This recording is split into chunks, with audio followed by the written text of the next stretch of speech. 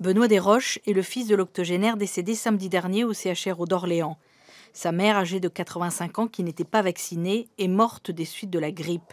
Son fils veut porter plainte contre l'EHPAD Les Ombrages, car il estime que sa mère malade a été transférée à l'hôpital trop tardivement. Elle était très malade depuis 3 semaines et elle est décédée samedi dernier. Elle a été transférée à l'hôpital que 15 jours avant son décès. Donc je pense que si elle avait été avant à l'hôpital, peut-être qu'elle serait toujours en vie aujourd'hui. Son avocat breton va donc déposer une requête au tribunal administratif d'Orléans pour défaillance. Alors pour moi, il y a défaillance, effectivement, parce qu'on a un délai d'une vingtaine de jours entre le moment où la maladie de la mère de M. Desroches est déclarée et le moment où la personne donc malade est hospitalisée au CHRO d'Orléans. Donc on a un délai trop long de 21 jours. Il est patent et il est possible, pour le moins, que si Mme Desroches avait été hospitalisée immédiatement, elle serait peut-être encore vivante aujourd'hui. Sur les 6 décès qui ont eu lieu à l'EHPAD de la Chapelle-Saint-Mémin, un seul cas de grippe a été avéré formellement. Et il s'agit de la mère de Benoît Desroches. Pour les autres, il n'y a pas de preuve formelle. Il n'y aura pas de cause de décès individuellement définitivement établie. Il y a un contexte épidémique, il y a un foyer grippal dans cette structure, il y a un certain nombre de personnes qui ont pu être prélevées pour des raisons diverses dans cette structure et on retrouve bien les 2 virus, d'ailleurs de type A de la grippe saisonnière. Voilà. L'ensemble de ces éléments constitue un faisceau d'arguments pour convenir que vraisemblablement cette épidémie de grippe a joué un rôle important dans la survenue des 6 décès. Mais vous n'en êtes pas sûr à 100%. Non. Pas de preuves formelles donc, et beaucoup d'interrogations autour de ces 6 décès, et notamment ceux qui concernent les 2 membres du personnel de l'EHPAD, une cadre kiné et une secrétaire administrative qui, a priori, avaient peu de contact avec les personnes âgées.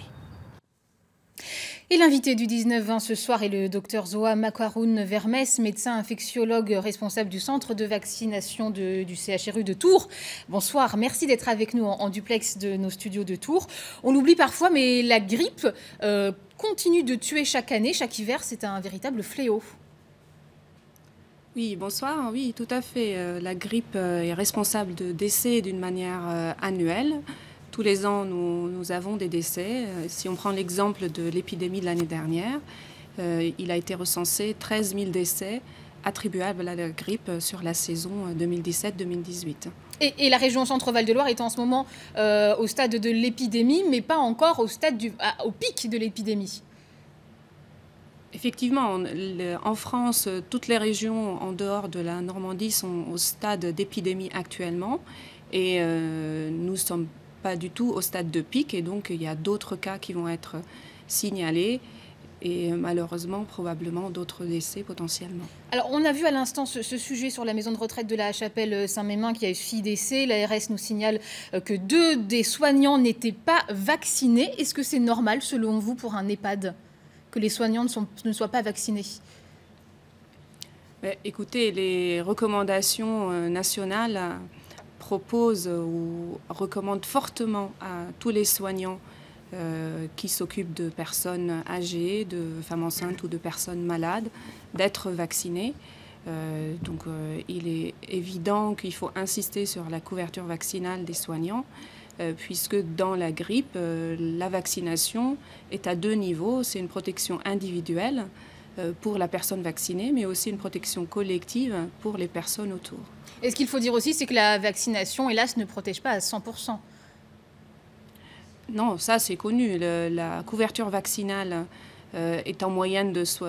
l'efficacité vaccinale est en moyenne de 60%, mais d'où l'intérêt de la protection collective. C'est que plus on a des personnes autour vaccinées et plus on est vacciné, et plus cette efficacité sera présente, puisque ça évitera au virus de diffuser. Justement, quelles sont les autres mesures de précaution que vous donneriez ? La vaccination doit être associée à ce qu'on appelle les mesures barrières. Ce sont des gestes simples, c'est-à-dire bien se laver les mains. Quand on est enrhumé, on se mouche avec un mouchoir jetable. On éternue dans son coude ou d'une manière protégée. Et si on a la grippe ou si on est malade, surtout, on s'isole. On ne va pas au contact d'autres personnes, notamment de gens malades ou de gens fragiles. On reste chez soi de préférence. Merci beaucoup Zoa Mackaroun-Vermès d'avoir été l'invitée du 19-20 ce soir. Merci. Au revoir.